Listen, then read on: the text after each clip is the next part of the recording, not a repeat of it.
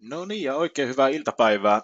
Näköjään ehti mennä jo minuutin yli tässä, kun viimeisiä asetuksia tein tänne webinaariohjelmistoon. Eli tervetuloa tosiaan täällä Uotisen Oskari Kuopiosta jälleen webinaaria opettajaverkossa webinaarisarjasta teille pitämässä. Ja vaihdetaan kohta tuonne kalvoihin. Mulla on muutama kalvo näistä webinaareista ja webinaareihin ja striimaukseen liittyen, eli mistä oikeastaan on kysymys ja muutamia perusasioita näihin teemoihin liittyen, ennen kuin lähdetään katsomaan sitten käytännössä tuttuun tapaan, että miten striimausta ja miten webinaareja voidaan oikein toteuttaa käytännössä, muutamia vaihtoehtoja ja ratkaisuja siihen.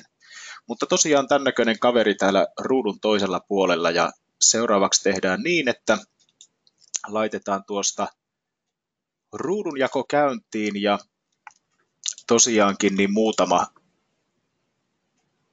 kalvo aiheeseen liittyen sekä muutama käytännön asia myöskin tässä alkuun. Eli ihan ensinnäkin niin aineiston, eli tässä mitä tullaan käsittelemään muutamalla kalvolla tätä teoriapuolta läpi, ja sitten myöskin tallenteen tästä webinaarista saatte sähköisesti muutaman päivän kuluttua viimeistään tulee teille linkki sähköpostiin, jota klikkaamalla pääsette ja löydätte kaikki aineistot kaikista aikaisemmistakin webinaareista. Ja tässä käydään tosiaan webinaareja ja striimausta tänään läpi ja sillä tasolla, että ei hirveästi ehditä käymään esimerkkejä läpi siitä, että miten näitä pystyy sitten hyödyntämään tai miten eri kouluasteilla esimerkiksi pystytään hyödyntämään webinaareja ja striimausta, että miettikää itse oman toimintanne ja oman työnne kannalta, että minkälaisia soveltamiskohteita te näille teknisille toimintatavoille ja työkaluille pystyisitte löytämään. Eli toivottavasti sieltä jotain käytännön ideoita itse kullekin jää takataskuun tästä meidän puolitoista tuntisesta. Ja meillä on myöskin Ope-verkossa hashtag, eli jos siellä sosiaalisen median puolella haluatte keskustella näistä aiheista, niin löytyy muun muassa tuo Ope-verkossa risuaita-merkintä. Ja kohta kerron myöskin tuosta meidän Facebook-ryhmästä, joka on olemassa tuttuun tapaan muutamia käytännön asioita siis tähän alkuun. Eli tähän me tullaan perehtymään myöskin järjestäjän kannalta tänään tähän GoToWebinar-ohjelmaan, jota käytän tässä webinaarissa. Ja tämän näköinen on tämä käyttöliittymä sinne teille päin. Eli vasemmalla puolella näkyy tämä varsinainen sisältö ja oikealla puolella on tämä webinaarin hallintaikkuna. Tämä tulee toistona niille, jotka on aikaisemmin webinaareissa olleet, mutta yritetään kestää. Eli mitä sieltä hallintaikkunan puolelta tämä oikeanpuoleinen kapeampi ikkuna niin löytyy. Sieltä pystytään valitsemaan äänilähteet, eli jos käytätte vaikkapa sankamikrofonia ja kuulokkeita, niin saatte kaiuttimista sankamikrofoniin tai päinvastoin äänen siirrettyä, jos ääni tulee vähän väärästä paikasta. No lisäksi sieltä löytyy osallistujalista, mutta tärkeimpinä asioina oikeastaan siellä on toi questions-kohta, eli kysymysten esittämiseen tarkoitettu laatikko. Eli sinne voitte esittää kysymyksiä minulle, kysymyksiä ja kommentteja, ja ne tulee näkyviin tosiaan pelkästään minulle. Ja sellaisen lupauksenhan mä oon aikaisemmillakin kerroilla tehnyt, että kysymyksiin vastataan jokikiseen kysymykseen. Eli jos webinaarin aikana ei ehditä vastaamaan kaikkiin kysymyksiin, niin saatte webinaarin jälkeen aineiston yhteydessä sitten koosteen kysymyksistä ja vastauksista, joihin ei ole ehditty vastata webinaarissa. Ja lisäksi sieltä löytyy myös tämä käden nostamisen ikoni, eli tuossa oikeanpuoleisen ikkunan ihan vasemmassa reunassa tuollainen sininen käsikuvake, jossa on nuoli ylöspäin. Eli jos pyydän teitä nostamaan kättä, niin tarkoitan silloin tämän painikkeen painamista. Ja myöskin webinaarien rekisteröitymislinkit sekä aineisto toimitetaan meidän Facebook-ryhmään, joka on perustettu, ja suuret pahoittelut tässä vaiheessa siitä, että mä en muistanut kuin vasta ihan äsken tänne meidän Facebook-ryhmään jakaa tämän päivän webinaarilinkin. Eli sellainen ryhmä, suljettu ryhmä, jossa voi ajatuksia vaihtaa, kommentoida, jakaa mielenkiintoisia linkkejä aiheisiin liittyen tai kysellä minulta ja muilta ryhmäläisiltä vaikkapa myöskin ei niin ihan tarkasti näihin aiheisiin liittyviä kysymyksiä. Kyllä minä niihin ehdottomasti vastailen, jos vaan kykenen ja osaan. Eli ryhmä löytyy. Ja meillä oli siihen myöskin lyhyt linkki bit.ly kautta, oliko se OP-verkossa 1? Ei ollut. Mä sen lyhyt linkin etsin teille vielä jostakin, mutta laitan teille joka tapauksessa tuonne chattiin tulemaan myöskin tämän linkin. Eli tuon linkin kautta pääsette tänne Facebook-ryhmään, johon minä teitä sitten hyväksyn, kun te sinne itseänne klikkailette ja jos näin haluatte. Eli ei missään nimessä tietenkään pakko ole. Yes. Ja ilmoittakaa myöskin siitä, jos äänen kanssa tulee ongelmia tai mitä tahansa muuta, niin koetetaan niitä myöskin ratkoa. Yes, hyvä. Siinä käytännön asiat, eli mennään itse aiheeseen seuraavaksi. Eli striimaaminen ja webinaarit tämän päivän aiheena, ja mitä ihmettä näillä oikein tarkoitetaan, niin striimaaminen on suora toisto toiselta, tai suoratoistosta myöskin puhutaan suomenkielisessä termistöstä, ja tulee englanninkielisestä sanasta streaming. Ja sillä käsitetään videokuvan ja myöskin äänen ja mahdollisesti myöskin muunlaisen sisällön, eli esimerkiksi kuvaa tietokoneen näyttöruudusta, sen välittämistä suorana lähetyksenä internetin välityksellä usealle katsojalle. Striimistä puhutaan ja virrasta myös monessa muussa yhteydessä. Esimerkiksi Facebook-päivitykset, mitkä tulee etusivulle näkyviin, niin ne on viestivirrasta, puhutaan monessa tapauksessa. Ja striimistä myöskin siinä yhteydessä. Ja oikeastaan voisi tuohon striimaukseen, kun puhutaan videokuvan ja äänen välittämisestä suorana lähetyksenä, niin lisätä, että se on live-striimaamista. Eli siinä välitetään tosiaan, ja vielä toki voidaan käyttää live-videostriimausta tai live-videon lähettämistä, että termejä, mitä tästä toimintatavasta käytetään, niin on useampia olemassa, mutta virta voi myöskin tarkoittaa useampaa asiaa. Voiko äänen tasoa nostaa, kysyy siellä Inga. Mitenkä muilla kuuluu ääni tällä hetkellä?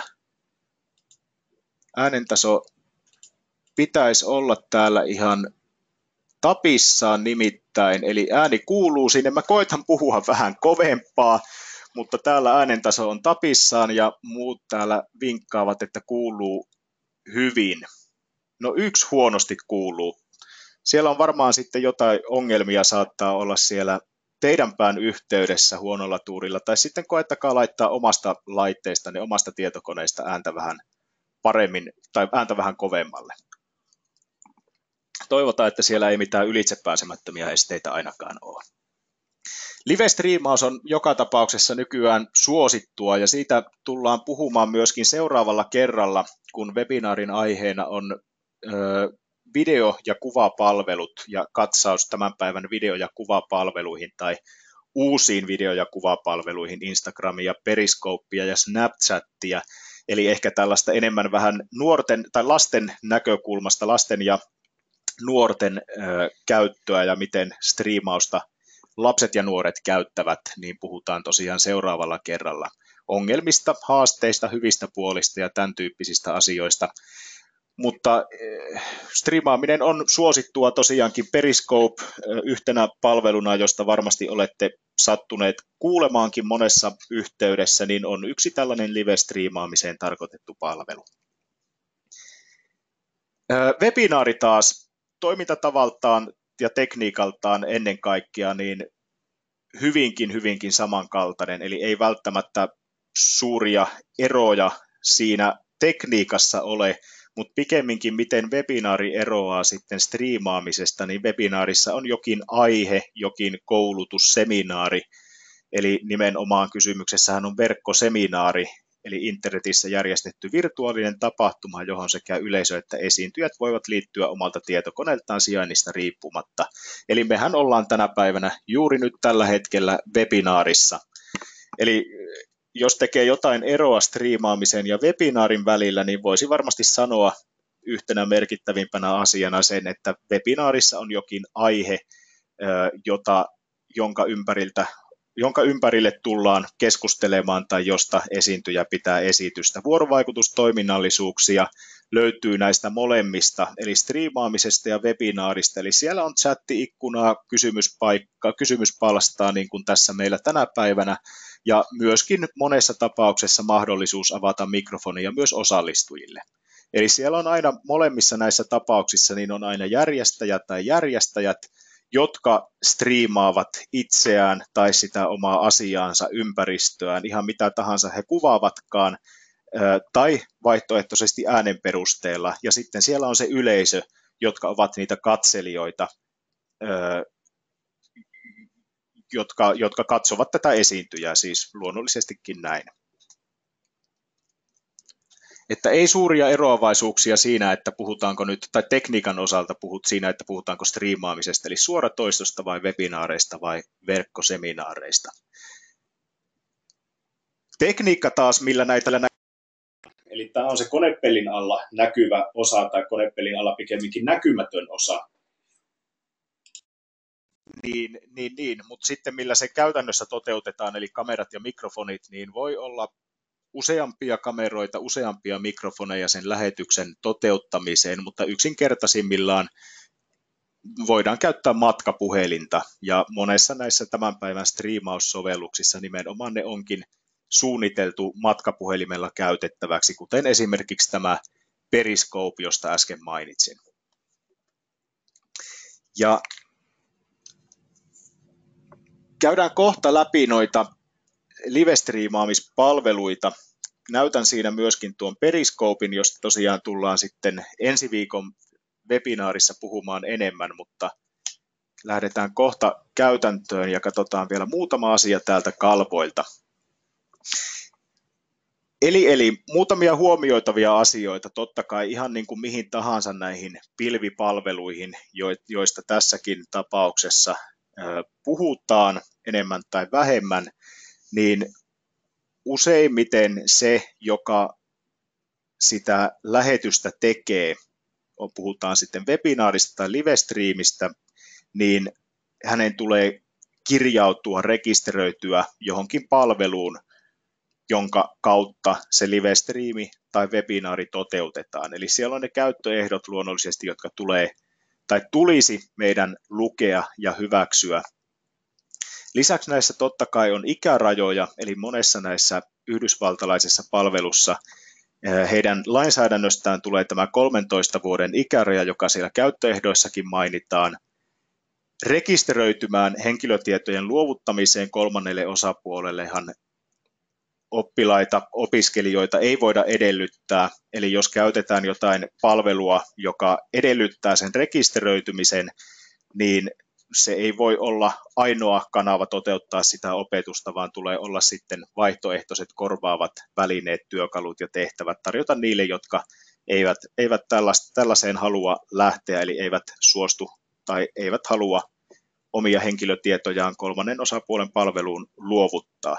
Mutta näissä webinaareissa ja live-striimauksessa, niin monessa tapauksessa se kirjautuminen siihen esiintyjän esittäjän lähetykseen tapahtuu linkin perusteella, eli siinä ei vaadita sitä, että sinne välttämättä annetaan nimeä tai sähköpostiosoitetta. Tosin tässä meidän webinaarisarjassamme, niin kun klikkaatte sitä rekisteröitymislinkkiä, niin siellähän kysytään nimi ja sähköpostiosoite, jotta voidaan sitten tähän osoitteeseen toimittaa teille se varsinainen osallistumislinkki, josta tulitte tänäkin päivänä tähän webinaariin.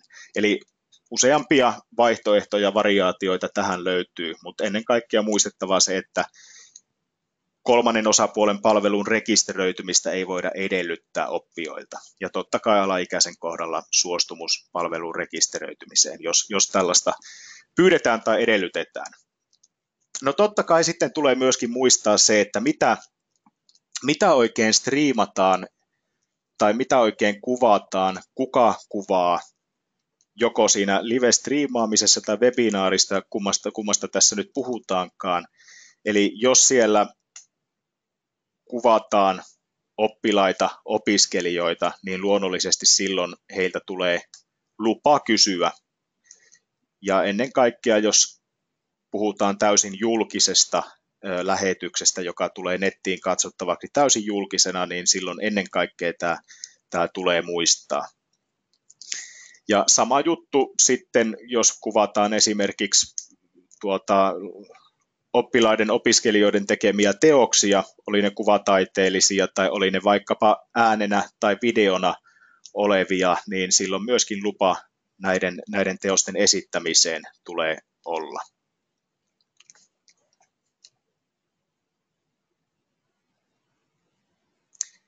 Yes.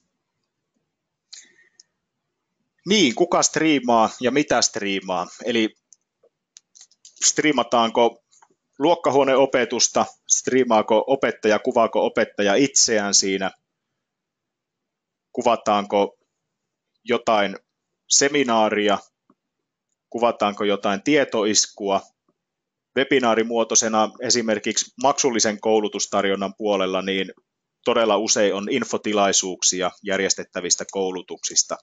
Eli ilmaiseksi tarjotaan jokin pieni maistiainen siitä, että minkälaisia koulutuksia on tulossa, tai vaihtoehtoisesti se voi toki olla videotallennekin.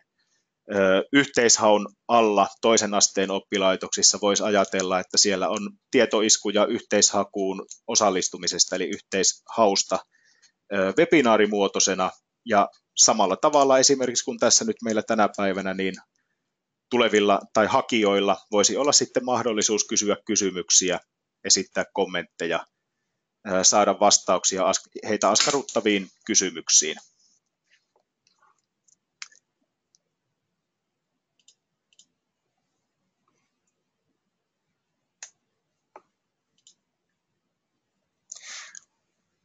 Siinä on yrityspuolelta itse asiassa yksi esimerkki, johon törmäsin tuossa ihan vastikään. Charebori järjesti live-lähetyksen, jossa he kertovat tulevista matkakohteistaan.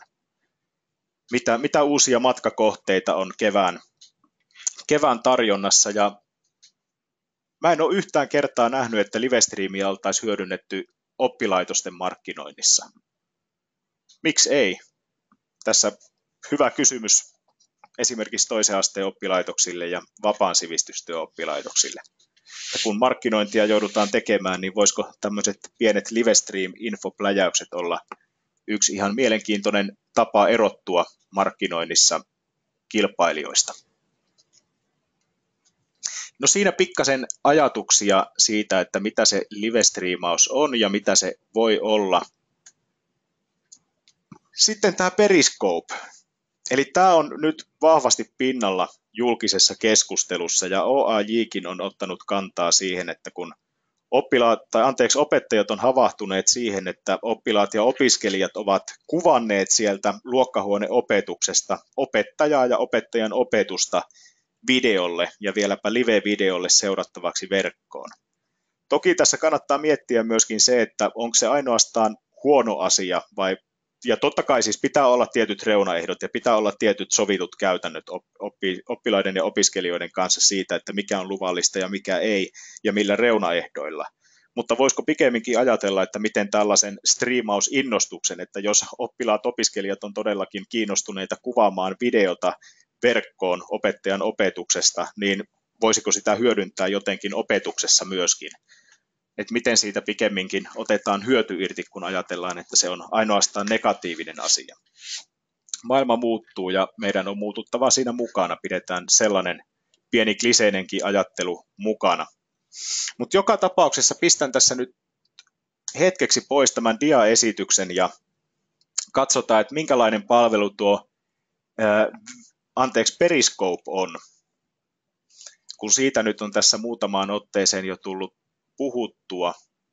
Ja ihan ensin täältä näytän vielä ennen sitä, niin OAJin sivulta pistän tämänkin linkin teille tuonne meidän webinaariohjelman chattiin tulemaan tuosta noin. Eli tämä OAJin kannanotto, tai itse asiassa artikkeli, jossa on haastateltu tai Sanna Haanpää OAJin työmarkkina lakimies on kommentoinut tätä live-striimaamista koulumaailmassa. Täältä muutamia alleviivattuja poimintoja, että etenkin koulumaailmassa liittyy ongelmia ja ongelmiin puuttuminen voi olla vaikeaa. Aina ei edes välttämättä opettaja tiedä sitä, että siellä joku oppilas kuvaa pöydällään olevalla tai pulpetillaan olevalla kännykällä opettajaa livenä verkkoon. Ja että kannattaisi palvelun käytölle vetää rajat jo ennen kuin ongelmia tulee vastaan. Ja myöskin mainitaan tästä tekijänoikeuksien näkökulmasta, eli lainopillisesti mitä ongelmia siihen nimenomaan liittyy. Oppitunti on opettajan teos, eikä sitä saa jakaa ilman lupaa. Henkilötietolaki puolestaan voi tulla vastaan, jos kouluyhteisön jäsenien tunnistettavia kuvia laitetaan nettiin ilman lupaa. Vaikka nimiä ei mainittaisikaan, niin tämä on henkilötietojen luovuttamista, joka edellyttää asian omaisen suostumusta. Toki tässä voidaan myöskin miettiä sitä, että esimerkiksi perusopetuksessa opetushan on periaatteessa julkista, jolloin sen seuraaminen tai sen seuraamisen tulisi olla mahdollista periaatteessa kenelle tahansa, jolloin voidaan ajatella, että onko myöskin sen opetuksen kuvaaminen silloin sallittua ja laillista. No, mä en ole lainopillinen asiantuntija, joten ei mennä tähän keskusteluun sen syvällisemmin, vaan otetaan täältä kännykän näyttö näkyville ja katsotaan, että mistä siinä periskoopissa, eli pieni maistiainen jo tuohon meidän ensi viikon webinaariin liittyen otetaan jo tässä, eli nyt teillä pitäisi näkyä siellä mun matkapuhelimen iPhonein näyttö, ja avaan sieltä sovellusvalikosta sen nimisen sovelluksen kuin Periscope. Ja tämän palvelun ideana on siis tosiaan se, että palvelussa pystytään seuraamaan muita käyttäjiä ja toisaalta tarkastelemaan myöskin tällaista maailman virtaa, että mitä ympärillä tapahtuu, eli mitä live-lähetyksiä mun ympäristöstä ja lähistöllä tällä hetkellä on käynnissä. Eli mä näen, että kukaan niistä käyttäjistä, joita minä seuraan Periscopen kautta, niin ei ole tällä hetkellä paikalla.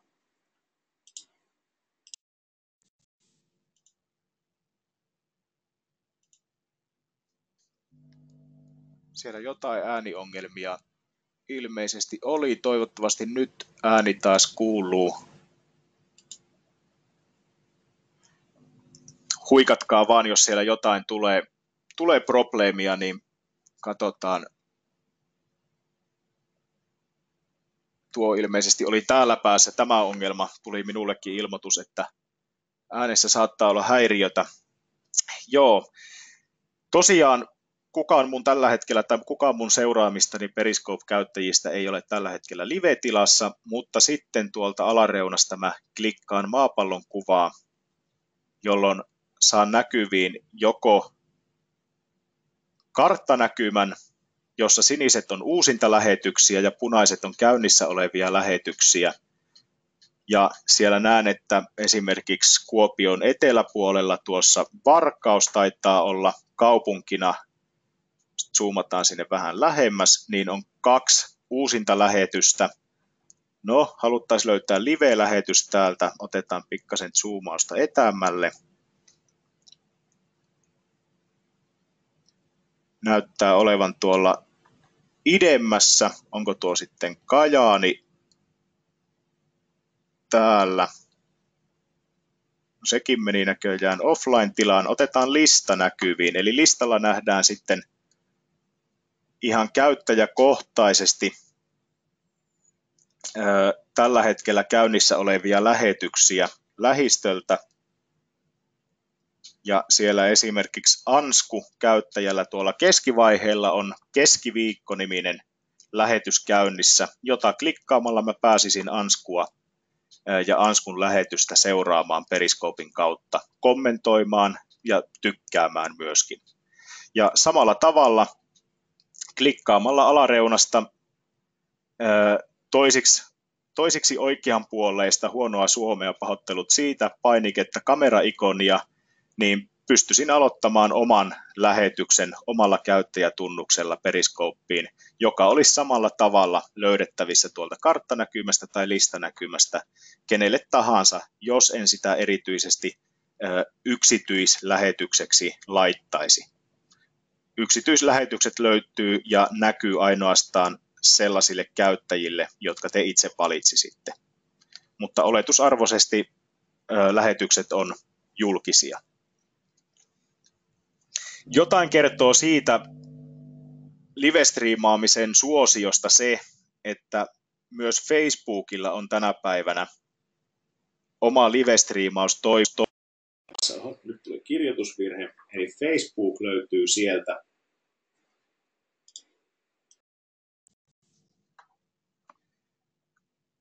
Facebookilla oma livestriimaussovelluksensa tai toiminnallisuutensa, joka löytyy klikkaamalla Facebookin mobiilisovelluksesta uuden tilapäivityksen julkaisupainiketta tuolta yläreunasta kohdasta tila ja valitsemalla avautuvasta näkymästä tuolta näppäimistön yläpuolelta tuollainen ukkelin kuva, jonka päällä on vähän niin kuin sädekehältä näyttäisi, niin klikataan sieltä, niin pystyisin lähettämään live-videota myöskin täältä Facebookista omille Facebook-kavereilleni. Eli se tulisi näkyviin niillä julkisuusasetuksilla, jotka itse olen määritellyt tälle. Eli tässä tapauksessa tuolla on valittuna julkinen. Voisin sitä halutessani määrittää myös hieman rajatummaksi. Ja muun muassa Anssi Kela taitaa olla suomalaisista livestriimaajista Facebookissa kyntänyt aika vahvasti suosiota. Eli Anssi Kela omia kuulumisiaan kertoilee aina tasaisin väliajoin tuolla Facebookin livestream-toiminnolla. Ja muistelen, että kymmeniä tuhansia katselukertoja, kymmeniä tuhansia live-seuraajia Anssi Kelan livestreameilla aina on. Eli siinä muutama livestriimaamiseen liittyvä sovellus, ja tässä vaiheessa mennään kohta hieman syvemmälle ja katsomaan nimenomaan tähän tarkoitukseen olevia sovelluksia ja niiden käyttöönottoa.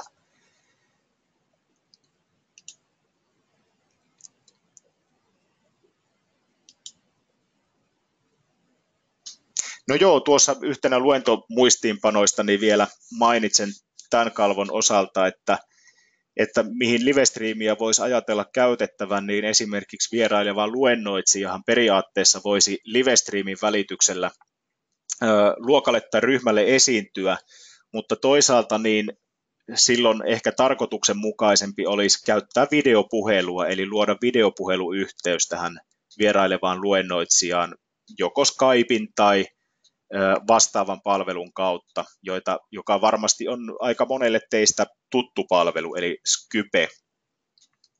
Ja videopuheluhan ei sinällään, se ei ole kaukana livestriimistä missään nimessä, vaan pikemminkin videopuhelu on kaksisuuntainen livestriimi. Eli kun tässä live-videoinnissa, live-videon lähetyksessä, striimaamisessa tai webinaarin pitämisessä, niin useimmiten siinä on se yksi esiintyjä, joka lähettää ja tekee sitä lähetystä. Kun taas videopuhelussa luonnollisesti niin on kaksi, jotka lähettävät sitä videota toisillensa. Tai vaihtoehtoisesti videopuhelussa tänä päivänä näissä videopuhelinsovelluksissa niin voi olla myös useampia kuin kaksi, jotka videota lähettävät. Eli useamman välinen videopuhelu. Tekniikka on hienoa ja mahdollistaa vaikka mitä. Eli vierailevan luennoitsijan hyödyntäminen siinä tapauksessa ja tarkoituksessa. No aiheesta puheen ollen tuli mainittua vierailevat luennoitsijat ja Skype, niin Skypella on tällainen sovellus tai tällainen lisäpalikka olemassa kuin Skype in the Classroom, joka löytyy tuommoisesta osoitteesta, joka näkyy tuossa suurennuslasin alla nyt, eli education.microsoft.com kautta Skype in the Classroom. Ja jälleen kerran laitan sen tulemaan tuon chatin kautta, niin ei tarvitse kynäsauhuten kirjoitella sitä välttämättä sinne ylös. vaan voitte poimia sen tuolta chatista.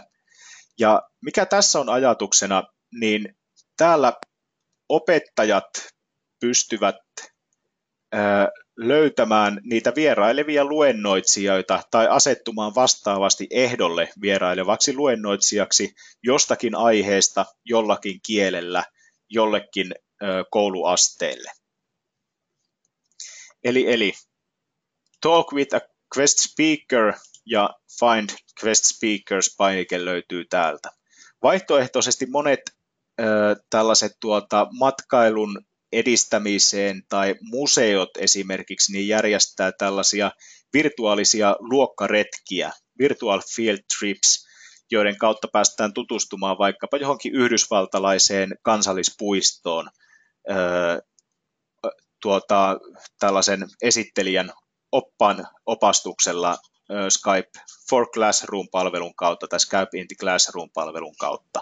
Eli samalla tavalla pystytään etsimään mielenkiintoinen kohde ja sopimaan yhteinen aika, jolloin Skypein välityksellä tällainen yhteinen opetussessio tai virtuaalinen luokkaretki toteutetaan.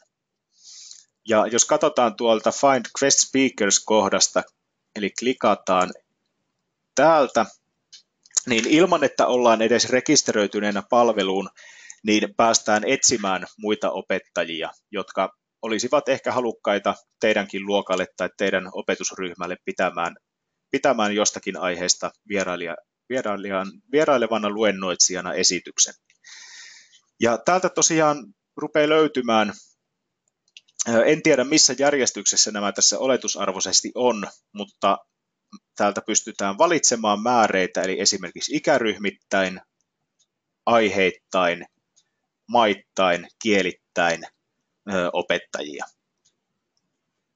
tai asiantuntijoita. Ei nämä toki välttämättä opettajiin ainoastaan rajoitu. Eli age group valitaan vaikka ensin, oltaisiin ihan tuonne alakouluun, ages 11 ja 13, valitaan sieltä, klikataan Apply Filters.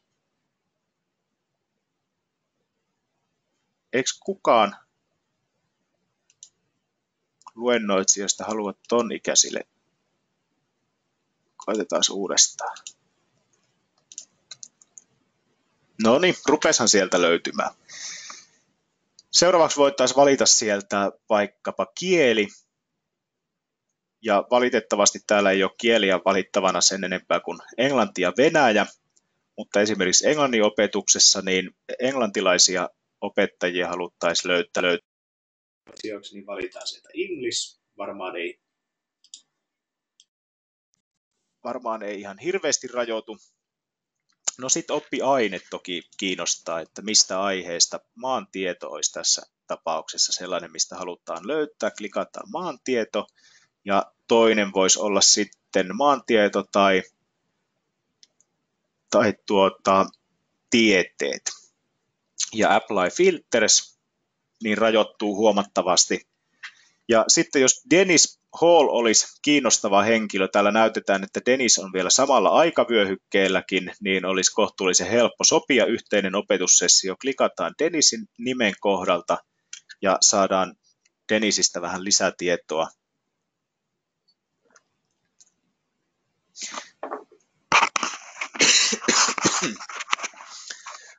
Anteeksi. Joo. Siellä nähdään, että Dennisillä olisi 20. päivä tänne merkattu kalenteriin, itse asiassa vieläpä vapaa. Pitäisi lähtemään siitä Dennisin kanssa yhteistä aikaa haarukoimaan. Eli siellä vielä kellon ajoittainkin Dennisille soveltuvat ajankohdat sekä aiheet, joista hän olisi halukas puhumaan. Eli oikein mielenkiintoinen palvelu.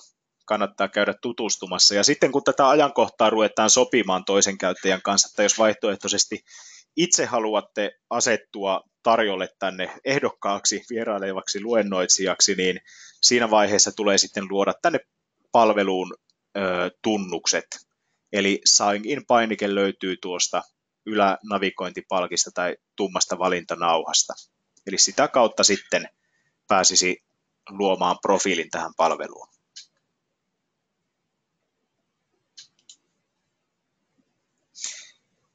Okei. Seuraavana, kun ollaan käytetty nyt monessa webinaarissa ja moni teistä on ollut jo aikaisemmin näissä opettajaverkossa webinaarisarjan webinaareissa, niin te olette päässeet tutustumaan tähän käyttäjän näkymään, joka tuossa äsken käytiin yhteisestikin läpi, mutta kertaakaan ette ole vielä päässeet vilkaisemaan sitä, että miltä näyttää konepelin alla ja mitä GoToWebinaarin käyttäminen tarkoittaisi. Eli pystyisittekö te itse ottamaan sen käyttöön, pystyttäisiinkö sellainen hankkimaan teidän omalle koululle tai oppilaitokselle. Ja kuten aikaisemminkin olen sanonut, niin nämä sovellukset, mitä opettajaverkossa webinaarisarjassa käydään läpi, sovellukset ja työkalut, niin ja pyrkimyksenä on, että ne olisi nimenomaan ilmaisia, helposti käyttöön otettavia. Mennään tässä tällaisesta maksullisesta palvelusta lähdetään nyt liikenteeseen, eli tosiaankin tämä GoToWebinar-sovellus on maksullinen. Mutta tämä kertoo hyvin sen, että mitä toiminnallisuuksia webinaarin pitämiseen tarkoitetusta ohjelmasta sieltä oikein löytyy. Ja sitten sieltä mennään katsomaan erilaisia vaihtoehtoja, joilla pystytään samoja asioita suurimmalta osin tekemään myöskin ilmaisten palveluiden avulla. Ja GoToWebinaarissakin niin sieltä löytyy useamman eri tason versioita tai palvelupaketteja, ja jokaisessa niissä on vielä kaiken lisäksi 30 päivän kokeilumahdollisuus. Eli välttämättä ei tarvitse saman tien iskeä rahaa tiskiin, vaan voi kokeilla ilmaiseksi ja miettiä sitten, että onko se tarkoituksenmukainen palvelu ja olisiko siitä valmis maksamaan. No toki tietysti ei voida edellyttää, että yksittäinen opettaja hankkii opetustaan varten jonkin tällaisen maksullisen sovelluksen, mutta siinä tapauksessa tulee varmasti kysymykseen oppilaitoksen tai koulun tai jopa kunnan tasoinen hankinta. Ja toki tämä ei ole missään tapauksessa ainoa vaihtoehto, niin kuin näistä ilmaisista jo mainitsinkin tuossa, mutta myös näitä maksullisia, voisiko sanoa kovan luokan webinaariohjelmistoja löytyy huomattavan paljon, eli monella teillä saattaa olla kokemusta tuosta Adobe Connect Prosta, joka on vielä jopa pikkasen monipuolisempi, tai oikeastaan sillä pystyy tekemään montaakin asiaa, mitä GoToWebinarilla ei taas pysty, eli siellä on näitä yhteisöllisiä kirjoitusalustoja löytyy Adobe Connectista, sitten siellä on valkotaulua ja vaikka sun mitä mahdollisuuksia. Mutta tässä nähdään joka tapauksessa tämän GoToWebinaarin hinnoitteluvaihtoehdot, ja pistän tämänkin teille linkkinä luonnollisesti tulemaan tuonne chatin kautta noin. Eli 3 eri tason palvelupaketteja, ja hinnat on kuukausihintoja, ja hinnat on per yksi esittäjä. Eli sitten jos useammalla käyttäjällä halutaan vaikka, että on useampi yhtäaikainen webinaari menossa tai että tällainen mahdollisuus olisi, niin silloin tämä hinta ei päde, eli silloin se on korkeampi, jos useampi järjestäjä on. Mutta joka tapauksessa kaikki nämä toiminnallisuudet löytyy kaikista palvelupaketeista ja käydään kohta läpi niitä, että mitä ne GoToWebinaarin tapauksessa on. Eli tämä hallintaikkuna, jonka kautta näitä webinaareja teille olen järjestellyt, niin on tämän näköinen. Siellä näkyy tulevat webinaarit tässä pääpalstalla, ja tämä tosiaan vaatii sitten joko ilmaisen kokeilun tai palvelusta maksamisen, jotta pääsee tänne puolelle, eli tänne hallintapaneelin puolelle. Siellä näkyy muun muassa, että tällä hetkellä on menossa opettajaverkossa webinaari, ja teitä rekisteröity. Tähän webinaariin rekisteröityneitä on 330. Ja mä pystyisin katselemaan myöskin menneitä webinaareja sekä saamaan kaiken webinaareissa käydyn keskustelun, eli toisin sanoen nämä kysymykset ja chatin kautta käydyt keskustelut niin tallennettua Excel-muodossa GoToWebinaarista itselleni. Ja samoin myöskin tallenteet niin pystyy tämän hallintapaneelin kautta lataamaan itselle. Mutta jos klikataan tuolta webinaarin luomispainiketta, eli Schedule a Webinar, pistetään tänne testi, ja pystyttäisiin määrittelemään, että onko se yksi ainut sessio vai järjestetäänkö sama webinaari useammin esimerkiksi päivittäin, viikoittain tai kuukausittain tai muokatun aikataulun mukaan, milloin se järjestetään, mikä on aikavyöhyke, mikä on kieli. Ja tosiaan täällä ei suomea ole, vaan näitä yleisimpiä tai maailmalla käytetyimpiä kieliä. Klikataan seuraavaksi, että schedule.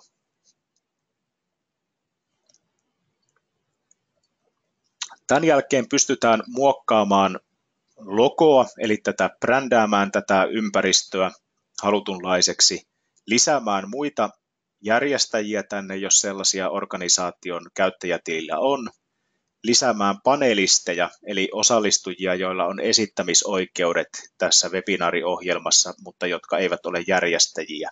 Eli täällä voisi olla useampi esiintyjä tässäkin meidän webinaarissa. Se on täysin mahdollista. Sitten sieltä löytyy tämä rekisteröitymislinkki.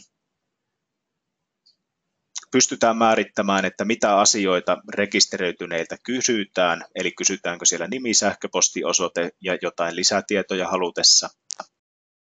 Pystytään muokkaamaan vahvistuslinkkiä, joka lähetetään osallistujille rekisteröitymisen jälkeen. Pystytään luomaan kyselyitä, pystytään lisäämään jaettavaa materiaalia, pystytään lisäämään kyselyjä ja pystytään lisäämään jopa webinaariin tallenne, joka näytetään webinaarin osallistujille. Eli sen ei tarvitse olla esiintyjän välttämättä edes paikalla siinä webinaarissa, vaan osallistujille voidaan näyttää tallenne, joka on aikaisemmin kuvattu.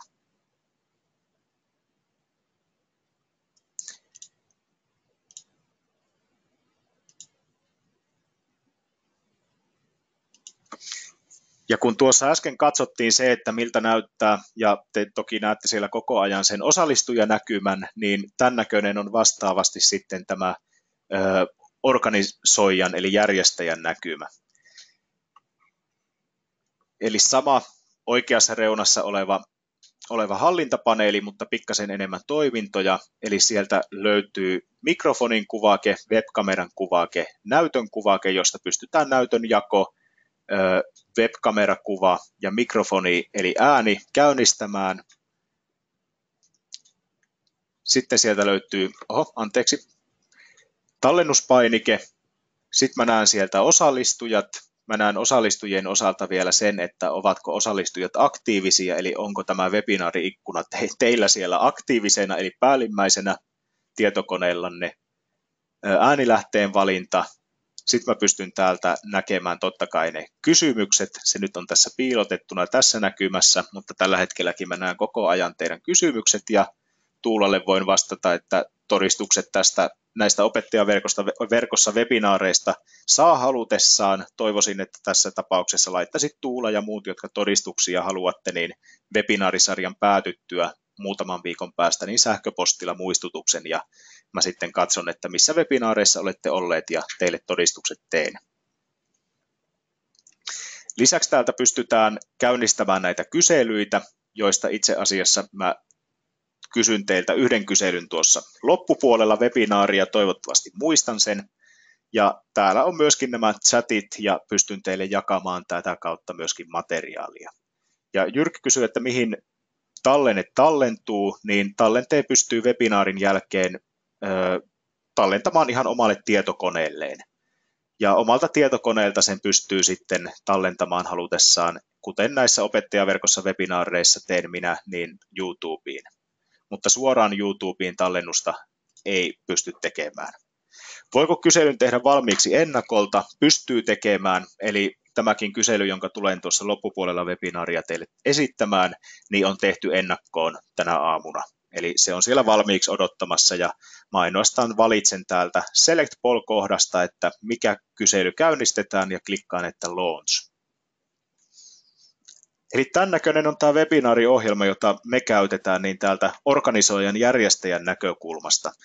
Ja itse asiassa vielä mitä täältä löytyy, niin mä pystyisin halutessani antamaan hiiren ja näppäimistön käyttöoikeuden jollekulle teistä. Eli mä pystyisin vaikka sieltä Juhalle, joka viimeisen kysymyksen esitti, niin antamaan oikeuden käyttää tätä minun hiirtä, joka näkyy sitten myöskin osallistujille. Eli jos haluaisin vaikkapa tällaisen tehtävän tehdä, että näytä tältä kalvolta, mistä kohti käynnistetään webinaarin tallenne, niin Juha pystyisit hiiren ottamaan haltuun ja viemään sen tuohon record-painikkeen kohdalle. Pystyisin vaihtamaan esittäjää, eli antamaan esittäjän oikeudet jollekulle teistä muulle. Ja lisäksi täältä löytyy myös muuten tällainen työkalu, mitä me ei olla tässä, tai en ole katsonut tarkoituksenmukaiseksi vielä käyttää, mutta tällainen, katsotaanpas, nyt se näkyy, tällainen laserosoitin. Eli täältä voisin laserosoittimeksi vaihtaa oman hiiren kursorin ja näyttää asioita näytöltä. Ehkä hieman selkeämpi voisi olla. Täytyy miettiä, harkita, että ottaisinko tämän käyttöön tulevissa webinaareissa, kun näytän vaikka sitä käden nostamisen ikonia, joka on niin pieni, että sitä ei meinaa hiiren kursorilla välttämättä saada erotettua. Joo. Erittäin hyviä kysymyksiä teillä tulee ainakin koko ajan sieltä. Jääkö jälkeä, jos on kuunnellut nauhoitteena? Tosiaan niin mun pitää päättää se, tai siis käytäntö menee niin, että kun mä lataan tietokoneelle niin sen tallenteen, niin sehän ei siellä mun tietokoneella vielä hirveästi hyödytä yhtään ketään teistä, vaan tosiaankin mä jaan sen tuonne YouTubeen, tallennan YouTubeen, josta mä jaan sitten teille linkin, jolla te pääsette katsomaan tallenteen. Toki muitakin vaihtoehtoja on. Se voisi olla vaikka Google Drive tai se voi olla Dropbox tai ihan mikä tahansa vaikka koulun oma oppimisympäristö, johon se ladataan, että sillä ei ole väliä. Ja siitä, mihin se ladataan, riippuu sitten se, että saanko minä tai näkyykö mulle jotain jälkeä siitä, jos joku on kuunnellut sen nauhoitteena. Ja YouTubessa muun muassa, niin siellähän on analytiikka, statistiikka jokaisesta videosta, kuinka monta kertaa se on katsottu, milloin sitä on katsottu, ja jopa, että onko kuinka moni katsonut sen loppuun, että kuinka paljon sitä on keskimääräisesti katsottu sitä videota. Ja olen seurannut, että näitä opettajaverkossa webinaarisarjan webinaareja on katsottu, että se on ilo huomata, että siellä parhaalla webinaarilla taitaa olla jälkikäteen tulleita katselukertoja jopa noin 400, että mukava, että tallenteetkin kiinnostavat teitä. Ja itse asiassa mikä on ollut muuten mielenkiintoinen huomata näiden webinaarien osalta, ja sama toistui viime vuonnakin, kun järjestettiin vastaava webinaarikokonaisuus, niin jokaisessa webinaarissa 10 sarjassa, niin aina seuraavassa oli vähemmän live-katselijoita kuin aikaisemmassa, tai ainakin suunnilleen näin trendi meni. Ja sama juttu tänä vuonna. Muistelen, että ensimmäisessä webinaarissa oli paikalla noin 200 osallistujaa live-tilanteessa. Nyt teitä on 93 ja nyt itse asiassa 92. Joku päätti, että nyt riittää.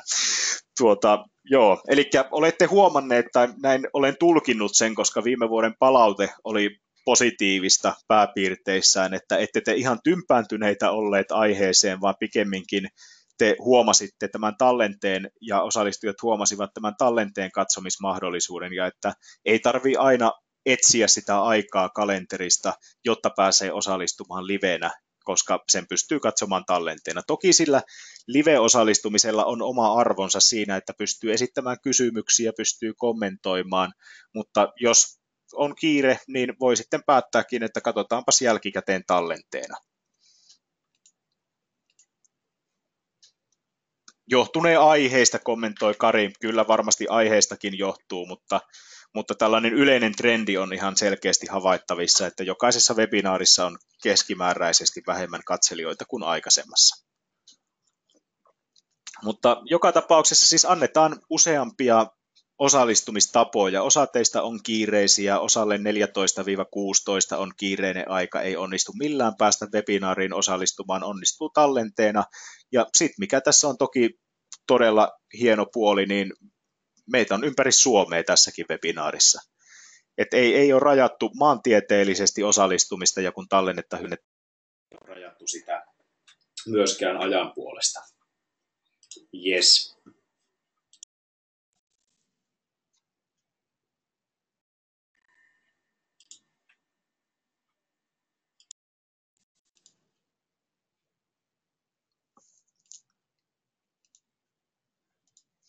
Okei, tehdäänpä sitten sellainen temppu, että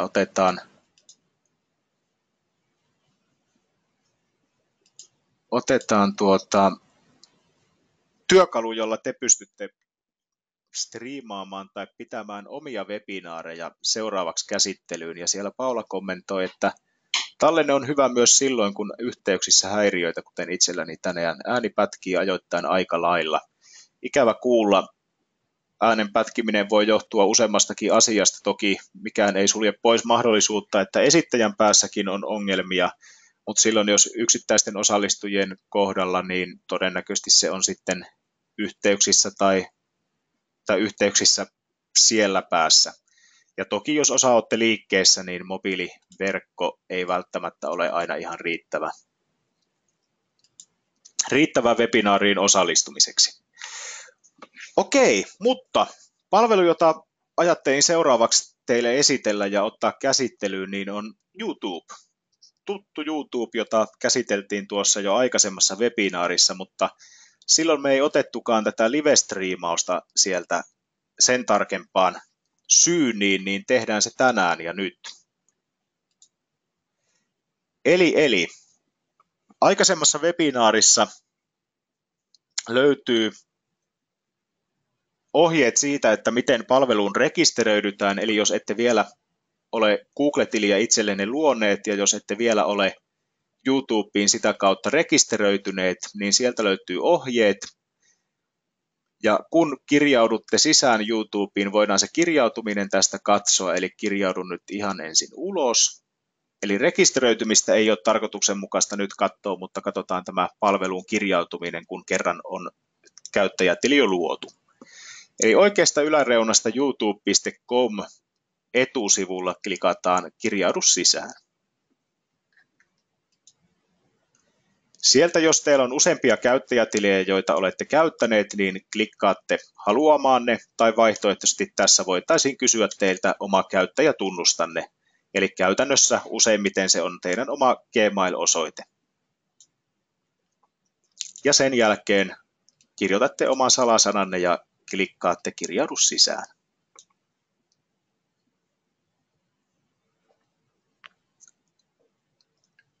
Okei, ja sitten oikea yläreuna lataa-painike, josta aloitetaan uuden videon palveluun lataaminen omalta tietokoneelta, niin täältä pystytään aloittamaan myös live-striimin kuvaaminen. Eli klikataan lataa-painiketta. Tai anteeksi, sen verran vedetään komentoa takaisin. Klikataan oikeasta yläreunasta omaa profiili-ikonia, profiilikuvaketta, ja valitaan Creator Studio. Eli sama paikka, josta osa muistaa YouTube-webinaarista videonhallintaohjelman, mistä päästiin videonhallinta- ja muokkausohjelmaan, eli Creator Studio-painikkeen kautta, niin täältä valitaan suoratoisto. Se onnistuu myös tuon latapainikkeen kautta, josta teitä olin ohjaamassa äsken, mutta se on siellä pikkasen mutkan takana. Täältä se onnistuu helpommin. Eli täältä suoratoisto ja mennään vielä kohtaan tapahtumat. Eli vasemmasta sivupalkista suoratoisto ja tapahtumat. Otetaan pikkasen ruutua isommaksi noin. Ja täältä klikataan sitten vielä, että uusi live-tapahtuma. Jos klikattaisiin täältä näistä, mitä on kehotuksia jo täällä näkynyt, aloita suora lähetys ja vasemmassa sivupalkissa ryhdy striimaamaan, niin osassa käyttöjärjestelmiä ja selaimia vaaditaan tällaisen videokooderi-ohjelman asentamista, mutta tätä kautta sitä ei tarvitse tehdä, eli täältä klikataan uusi live-tapahtuma. Tässä vaiheessa päästään määrittämään samalla tavalla kuin tuolla GoToWebinaarissa äsken nähtiin, niin nimi tälle livestreamille, nimi tälle tapahtumalle, pistetään tänne testi, ajankohta, koska se on määrä järjestää, päättymisaika myöskin halutessa, sekä se, onko se julkinen, piilotettu vai yksityinen, samalla tavalla kuin muidenkin YouTube-videoiden kohdalta päästään määrittämään. Ja muutama tässä ei tarvitse huomioida, vaan klikataan aloita suora lähetys. Ja nyt pieni jännitysmomentti, että kun on webinaari käynnissä täällä GoToWebinaarin puolella ja ollaan aloittamassa livestreamiä YouTubesta, niin katsotaan mitä tämä sanoo meille. Eli palvelu kertoo, että olet siirtymässä Google Hangout on Airiin, joka on tämä Googlen livestreamauspalvelu. Ja jos haluat ajoittaa suoran lähetyksesi myöhempään ajankohtaan, valitse peruuta ja muokkaa tapahtumasi aikaa. No, tässä tapauksessa halutaan käynnistää livestreami juuri tällä hetkellä nyt. Eli avautuu uusi ikkuna, joka pikkuhetken sieltä latailee. Sieltä käynnistyy ja ilmoittakaa, jos webkameran kuvassa ja äänessä tulee ongelmia, koska se on mahdollista nyt, kun näitä äänilähteen käyttäjiä ja kuvalähteen käyttäjiä on useampia. Mä pistän täältä tuon webkameran joka tapauksessa tästä striimistä pois ja samaten tuon äänen, niin toivotaan, että ongelmia ei ainakaan nyt tule, jos niitä ehti jollakin ilmaantua. Ja täältä päästäisiin muutama lisämäärä määrittämään halutessamme. Ja ennen lähetyksen alkamista jo, niin voidaan klikata oikeasta alareunasta linkit-painiketta. Eli täältä me saataisiin niille osallistujille lähetettyä linkki, jonka kautta he pääsevät seuraamaan tätä live-lähetystä. Eli linkki on YouTube-sivu. Klikataan sitä, jolloin se tulee valituksi. Hiiren oikealla napilla. Hiiren oikealla napilla sitä linkkiä ja kopioi. Ja tehdään vielä sellainen temppu, että avataan se linkki tänne toiseen internet-selaimeen, jotta nähdään, että miltä se sitten osallistujalle näyttää. Eli nähdään molemmat puolet tästä striimistä sekä esittäjän että katselijan näkökulmasta. Eli täällä osallistujalla näkyy, että live-striimi alkaa pian ja kellon aikana se, kun me luotiin tuo live-striimi.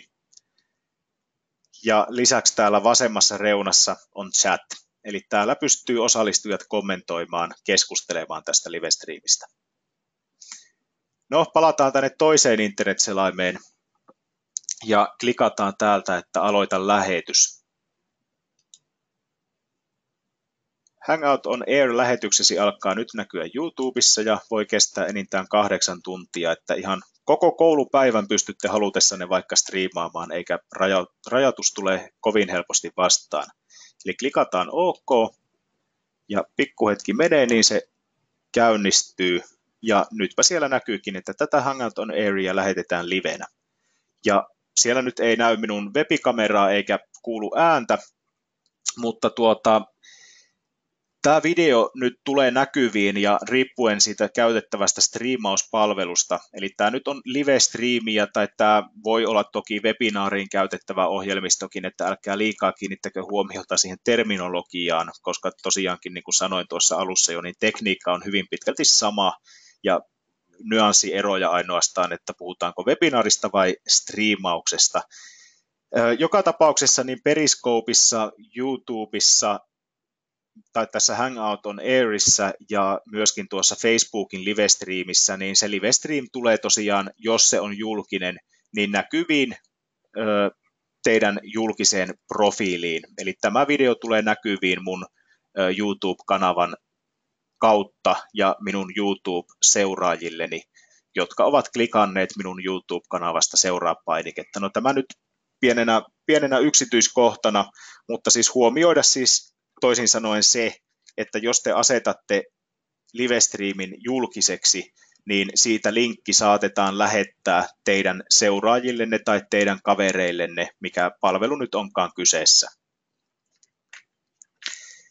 Ja vaihtoehtona siellä oli, kun me luotiin tämä Livestream aikaisemmassa vaiheessa, niin valita sieltä julkisuusasetuksista joko se julkinen, piilotettu tai yksityinen. Niin piilotettu on sellainen, että sen linkkiä, tai siihen on linkki samalla tavalla kuin tähänkin, mutta sitä linkkiä ei löydy hakukoneista eikä sitä levitetä ennen kuin te itse jaatte sen jollekulle sen linkin. Eli se on jo heti turvallisempi. Ja sitten jos se on täysin yksityinen livestriimi, niin kukaan ei pääse edes linkin perusteella ilman, että hänet on erikseen kutsuttu niin sitä livestriimiä katsomaan, joka täällä nyt on katsojan näkökulmasta käynnistynytkin. Eli siellä näkyy tämä minun profiilikuvake ja lukee tuossa alareunassa, että tämä on live. Katsoja voi sen halutessaan keskeyttää ja jatkaa katselua siitä hetkestä, jolloin hän livestreamin keskeytti. Eli se ei välttämättä katsojalle näykään livenä, vaan katsoja voi tehdä tällaisen ajansiirron. Digibokseistakin tuttu toiminto. No palataan vielä tänne esittäjän puolelle. Eli otetaan tämä toinen selain.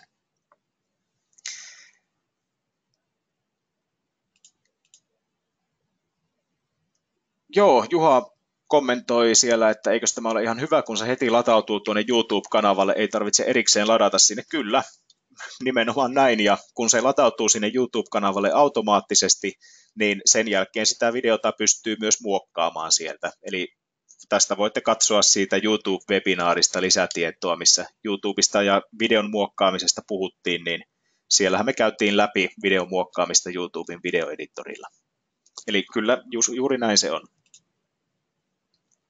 Eli YouTube Stream tosiaan tallentuu, Hannakin kysyi asiaa, ja vaikka se striimi olisi yksityinen, eli että siihen ei linkillä pääsisi, niin te silti voitte kutsua muita käyttäjiä siihen täältä kuvausikkunan yläreunasta muun muassa klikkaamalla ukkelin kuvaketta, jonka vieressä on plussa, eli kutsu ihmisiä. Ja täältä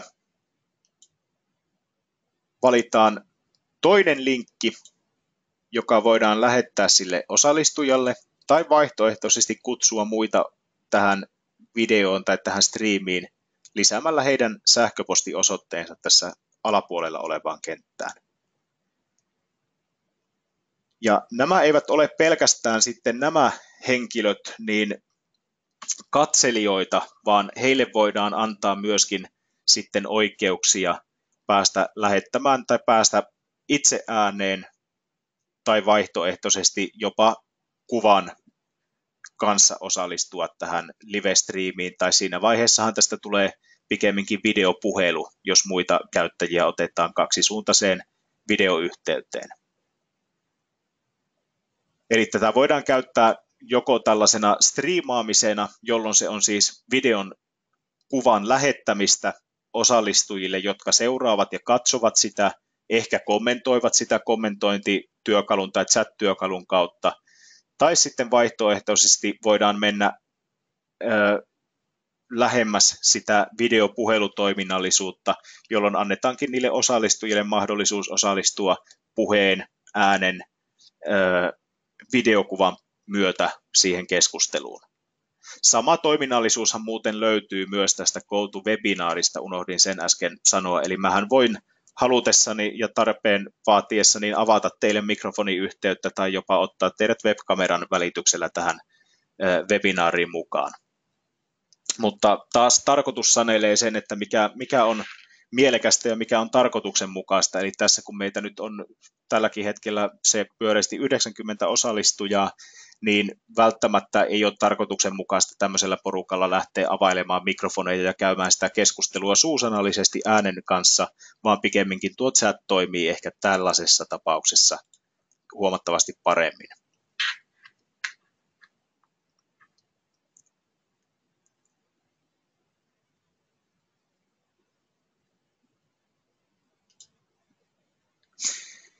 Ja mitä muita toiminnallisuuksia tästä Googlen Hangouts on Airista löytyy, niin täällä vasemmassa sivupalkissa on keskustelu. Sitten sieltä löytyy näytönjako, eli samalla tavalla kun mä nyt tässä koko ajan teille jaan omaa ruutuani, niin mä voin täällä Google Hangoutsissa valita näytönjaon, eli jakaa niille katselijoille oman näyttöni sisällön. Sitten siellä löytyy muutamia muitakin työkaluja, joita en tässä koe tarkoituksenmukaiseksi lähteä erikseen läpikäymään.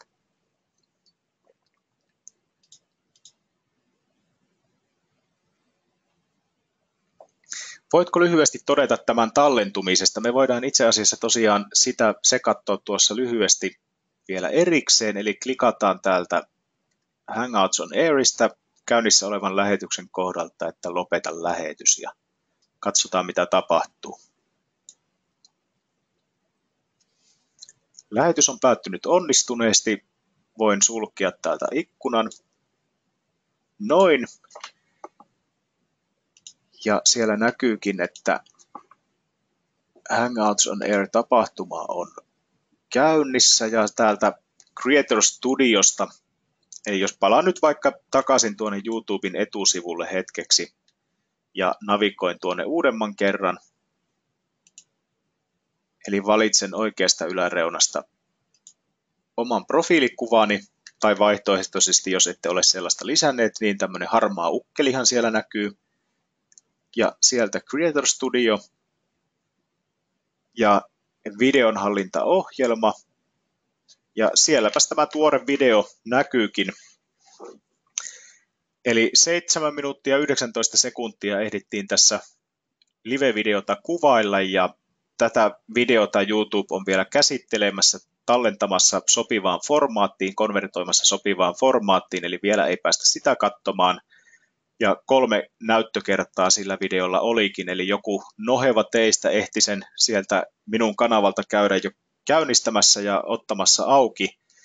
Mutta sitten täällä on aikaisempia kokeiluja, eli toinen testi hieman ennen webinaarin aloittamista, joka saadaan tuolta klikkaamalla sitä auki. Eli toisin sanoen nämä live-striimit tallentuu tänne automaattisesti.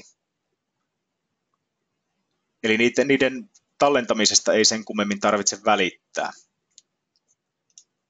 Toki silloin, niin kuin tulikin tuossa jo mainittua, että jos se on yksityinen tai jos se on piilotettu se live-striimi, niin myös silloin se siitä tehtävä tallenne on piilotettu tai yksityinen.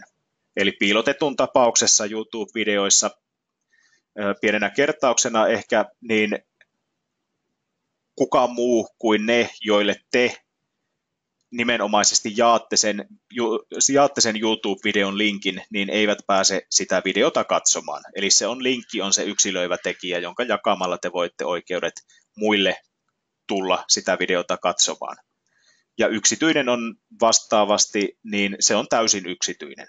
Ainoastaan te ja sitten teidän erikseen kutsumat YouTube-käyttäjät, eli te nimellä kutsutte muita henkilöitä sitä videota katsomaan, jos näin haluatte, mutta oletusarvoisesti yksityinen on täysin yksityinen siihen asti, kun te jonkun muun sinne kutsutte.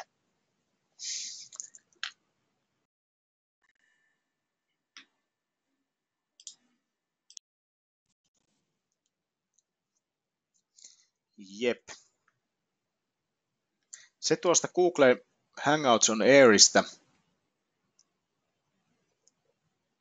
Sitten ennen kuin lähdetään tuossa kysymyksiä käymään läpi, mitä on tullut, niin yksi vaihtoehto live-striimaamiseen, joka on ehkä vielä vähän jopa tunnetumpi tai tutumpi kuin tuo YouTube, niin on Skype.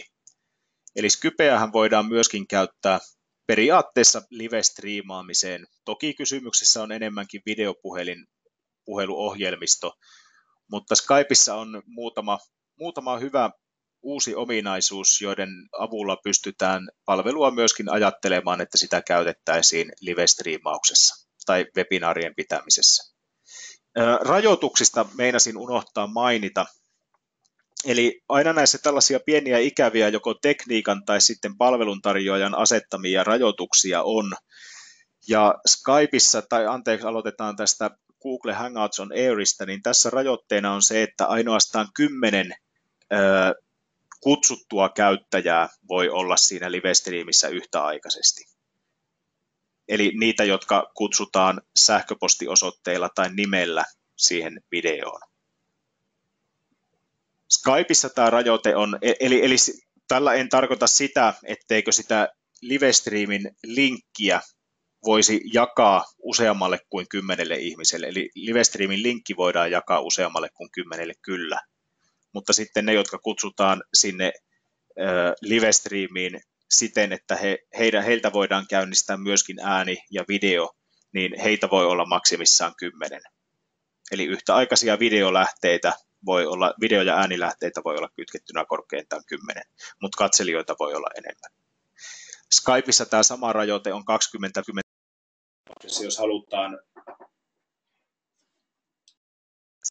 Jos halutaan useamman ihmisen videopuhelu, tällainen isompi kokous tai webinaari, jossa hyödynnetään sitä ääntä ja videota myöskin osallistujien osalta, niin silloin Skype voi soveltua jopa paljon paremmin, koska ääntä ja videota pystytään hyödyntämään 25 osallistujalta.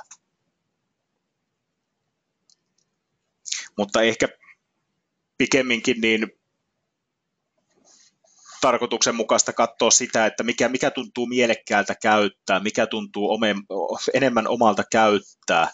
Että käyttöliittymä, jos olette tottuneet Skypea käyttämään, niin todennäköisesti kannattaa ainakin ensimmäisiä kokeiluja lähteä tekemään Skypella, jos nyt ei mitään pakottavaa tarvetta ole tosiaan johonkin toiminnallisuuteen, mitä Skypeista ei löydy, vaan vaikkapa Hangouts on Airista tai toisin sanoen YouTubesta löytyy.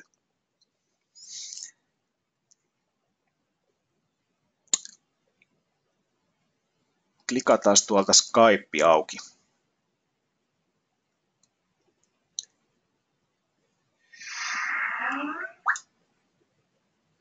Hyvin pitkälti samanlainen käyttöliittymähän on Windowsissakin, mutta kuten huomaatte, niin tässä on Mac mulla käyttöliittymänä, eli pikkasen erinäköinen, mutta kuitenkin painikkeet suurimmalta osalta samalta kohti löytyy. Ja ennen kaikkea, tai aikaisemmin Skypea on pystynyt käyttämään soittaessa joko muille Skype-käyttäjille, eli on pitänyt aina kysyä se, että no onko sulla Skype-tunnusta olemassa, Skype-nimeä olemassa, ja mikä se on, että voin lähettää sinulle sitten yhteyden, tai mikä tämä on, yhteystietopyynnön, kontaktipyynnön, jotta minä voin kutsua sinut samaan puheluun kanssani, eli soittaa sinulle. Vaihtoehtoisesti mä oon voinut soittaa Skypella maksullisessa versiossa tai käyttämällä tällaisia Skype-kredittejä, niin myöskin matkapuhelin- tai lankapuhelinnumeroihin. Mutta nyt uutena toiminnallisuutena täällä on näiden webinaarien kannalta käyttökelpoisena, niin se, että mä pystyn tiedostovalikosta klikkaamaan ja avaamaan tai luomaan uuden keskustelun, eli tiedosto ja uusi keskustelu. Ja täältä mä voin lisätä niitä omia Skype-yhteystietoja tähän keskusteluun, mutta täältä mä saan myöskin tällaisen liittymislinkin. Eli jaa kuvia, viestiä ja muuta sisältöä kaikkien kanssa tai kutsu lisää henkilöitä jakamalla tämä linkki heidän kanssaan. Eli täältä klikataan, että kopioi linkki, ja tämä linkki lähetetään sitten niille, joiden halutaan osallistuvan tähän samaan Skype-keskusteluun. Ja Skype-keskustelu pitää sisällään tekstiä, eli täältä löytyy tämä chatti ihan samalla tavalla oikeastaan kuin tuolta Livestream-työkalusta YouTuben puolelta. Mutta sitten täällä on myöskin nämä puhelu- ja videotoiminnot, jotka löytyy toki myöskin sieltä Googlen puolelta. Eli ei mitään uutta auringon alla tässäkään. Ja tuolta klikataan itse asiassa tänne toiseen selaimeen vielä ja kirjoitetaan se äsken kopioitu linkki tänne toisen selaimen osoiteriville, niin katsotaan, että miten se liittyminen tapahtuu tältä toiselta osapuolelta. Palvelu tämän linkin klikkaamisen jälkeen pyytää avaamaan vaihtoehtoisesti käyttää Skypein verkkoselainversiota, eli klikataan, että älä käynnistä. Ja täällä kehotetaan, että jos haluat käyttää Skype for Webia, eli Skypein tätä verkkoselainversiota, niin klikkaa painikkeesta. Eli joko Skypein tietokoneelle asennettavalla sovelluksella tai mobiilisovelluksella myöskin onnistuu luonnollisesti, tai sitten täältä verkkoselaimen kautta. Ja sen kummempia rekisteröitymisiä ei siis tarvita siltä osallistujalta, vaan osallistuja antaa oman nimensä tai nimimerkkinsä ja klikkaa Join-painiketta. Jos käytetään tätä verkkoselainversiota, niin selain saattaa pyytää tällaisia lupia, niin kuin täällä nyt oikeaan yläreunaan ilmaantui minulle pieni tällainen laatikko, jossa kysytään, että Skype pyytää lupaa näyttää ilmoitukset. Niihin kannattaa laittaa nyrkkisääntönä salli, jos haluaa sen toimivan sen sovelluksen. Ja myös ensimmäistä kertaa käytettäessä saattaa selain pyytää asentamaan lisäosan, jotta tätä selainversiota pystyy käyttämään. No, yhtä kaikki. Päästiin nyt internet-selaimella osallistujan näkökulmasta tähän samaan keskusteluun, samaan Skype-keskusteluun, eli siellä näkyy, että täällä on, no tämä nyt on vähän hassua, kun mä oon Oskarin nimellä täällä 2 kertaa, mutta täällä on se toinen käyttäjä, joka tässä on myöskin mukana, yksi osallistuja minun lisäkseni, ja täältä mä voisin aloittaa hänen kanssaan videokeskustelun, videopuhelun, tai sitten kommentoida, keskustella chatin kautta. Eli oletusarvoisesti videopuhelu, työkalu videopuheluiden ja tavallisten puheluiden tekemistä varten, mutta voidaan ajatella käytettävän myös tällaisessa webinaaritarkoituksessa.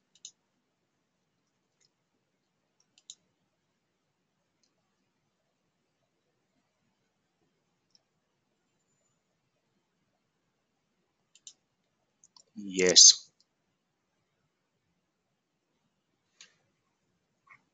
Nyt antakaa kysymyksiä paukkua. Siellä muutamia onkin, jo lähden niitä tästä käymään läpi.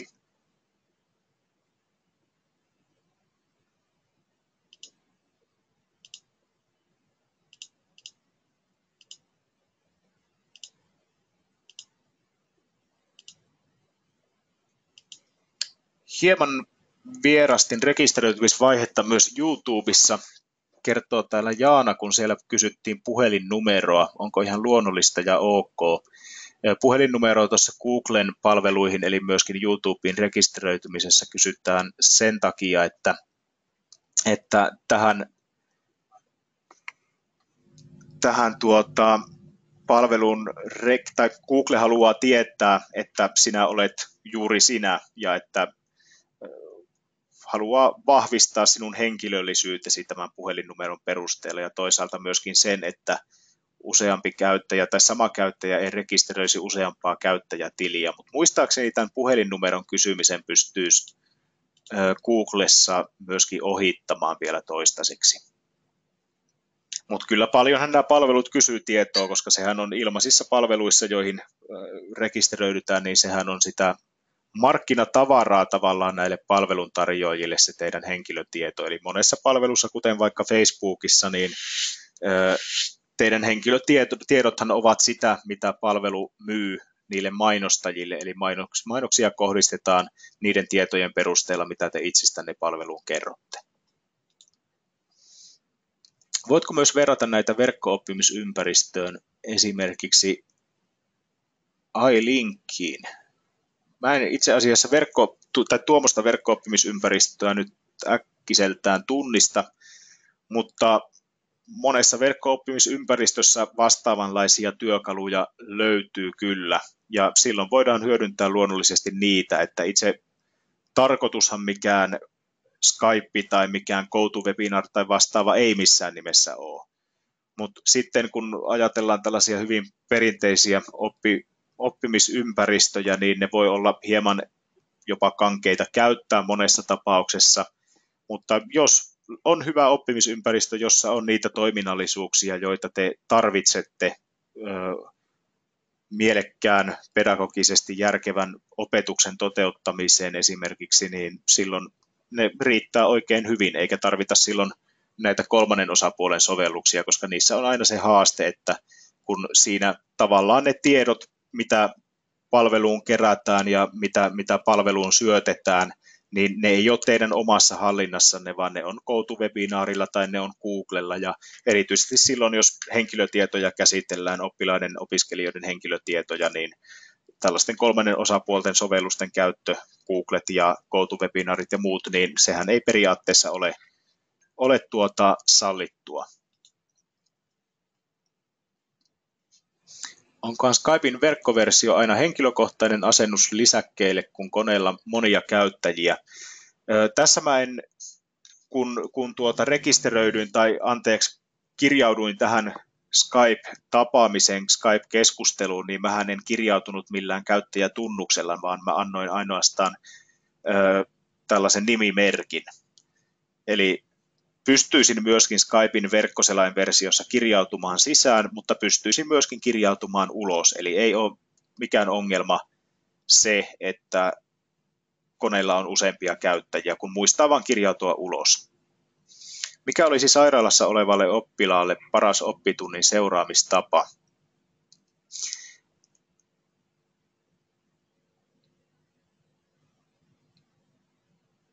Sairaalassa oleva oppilaan paras seuraamistapa on jokin näistä sovelluksista, jotka on helppoja käyttää, niiden tulee olla helppoja käyttää, niiden tulee olla mahdollisimman ongelmavapaita. Ja niin kuin huomataan, niin ei se aina ihan ongelmavapaata ole, vaikka käytettäisiin näitä maksullisiakin sovelluksia, mutta kyllä mä oikeastaan voisin jopa ajatella YouTuben Google Hangouts on Air-palvelua käytettäväksi tähän tarkoitukseen, jos nimenomaan halutaan tällainen ilmaispalvelu, eikä oppilaitoksella koululla ole itse tai omaa palvelua tarjota tähän, niin lähtisin jopa miettimään Hangouts on Airia.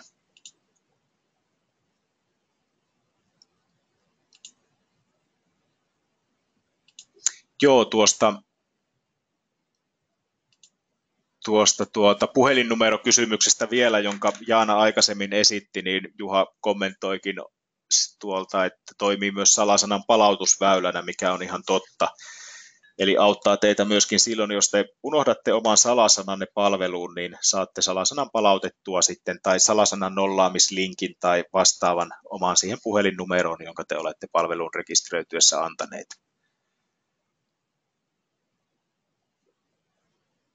Jos olisi aikaa vain 10 minuuttia oppilaan tapaamiseen netissä, miten toimin askel askeleelta ja voinko mennä johonkin suoraan ilman rekisteröintiä?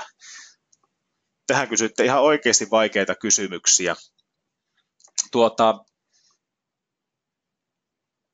Ilman rekisteröitymistä niin en näe mitään järkevää tapaa tämän toteuttamiseen nimenomaan opettajan näkökulmasta. Eli oppilaalle se voi tapahtua ilman, että oppilaan tarvitsee rekisteröityä, ja näin se tietysti tulee ollakin, että se on oppilaalle mahdollisimman helppoa, mutta jos aikaa on vain 10 minuuttia ja pitää saada nopeasti se käyntiin, niin yhtä lailla tämä Google Hangouts on Air on toimiva ratkaisu siinä. Oppilaalle toimitetaan linkki, jota hän klikkaa ja pääsee sitten tähän tapaamiseen. Tai siinä tietysti Google Hangouts on Airissa, niin oppilaalla tulee, jotta hän pystyy osallistumaan tähän, niin tulee olla se käyttäjätunnus. Eli jos oppilaan ei tarvitse rekisteröityä, niin silloin Skype on itse asiassa se oikea työkalu siihen. Joo.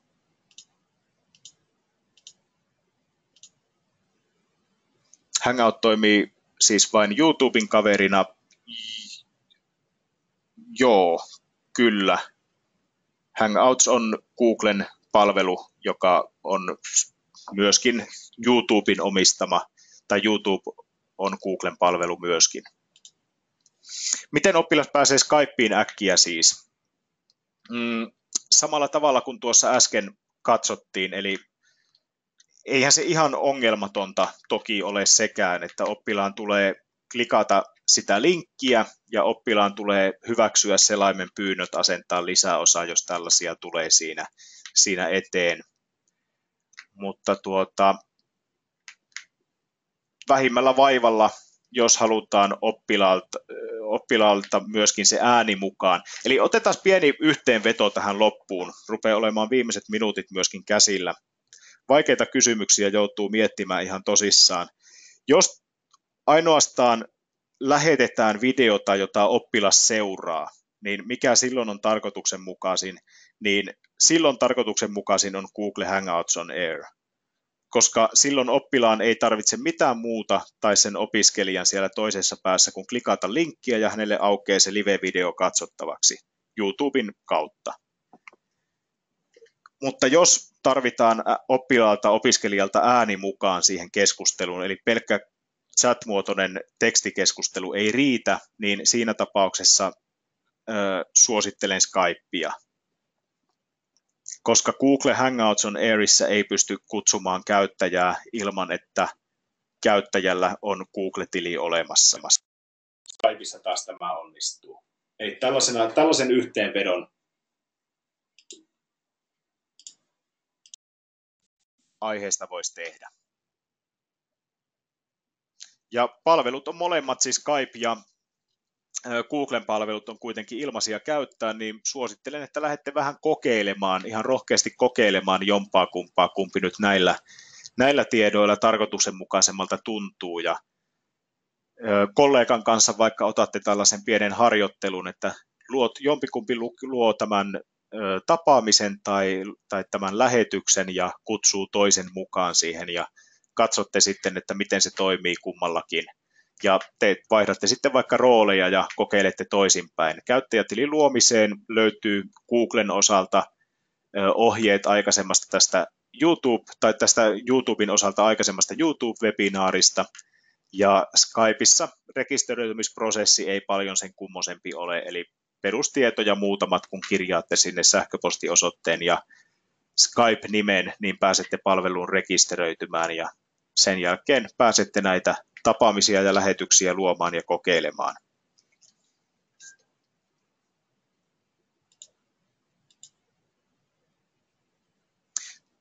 Tyhmiä kysymyksiä ei Jaana ole olemassakaan. Hyvä vaan, että olette aktiivisia. Jaana kysyy siis soittaa hänen puhelimeen. Puhelimeen voiko soittaa läppäristä, niin pystyy soittamaan, mutta se vaatii Skypein maksullisten toiminnallisuuksien käyttöä, eli ei onnistu ilmaiseksi puhelimeen soittaminen. Muuten olisi aika mukava, pystyisi ilmaisia puheluita vaan soittelemaan, mutta ei valitettavasti. Okei, kello tulee tasan.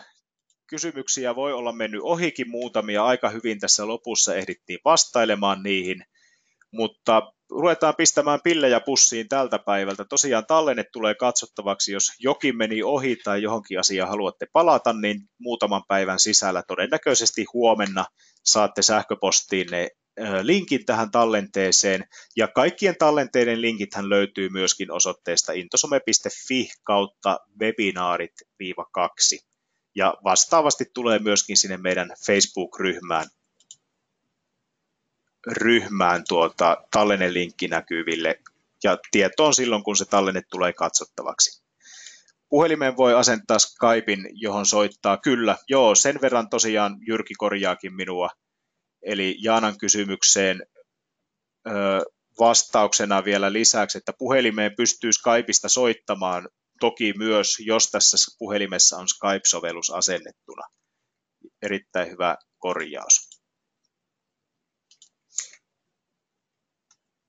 Ja sieltä joku muistuttaakin, että multa meinasi unohtua se kysely, eli kysytään vielä se, jos ette ole ehtineet lähteä vielä paikalta, eli aiotko kokeilla jotain tässä webinaarissa esitettyä asiaa, niin jos vielä sen verran ehditte vastata, tai ehditte odottaa, että vastaatte kyselyyn, niin katsotaan, oliko näistä neuvoista hyötyä. 80% vastannut, kiitoksia, ja 73% aikoo kokeilla. Yksikään ei ole ehdottomasti kielteinen näille asioille, mukava kuulla. Tässä vaiheessa oikein hyvää päivänjatkoa kaikille, ja ensi viikolla palataan seuraavien aiheiden osalta, eli siellä on näitä uusia video- ja kuvapalveluita, Periscopea, Snapchatia ja Instagramia meillä käsittelyssä. Mutta hyvää loppuviikkoa ja mukavaa kevätpäivän jatkoa. Kiitos, moi moi.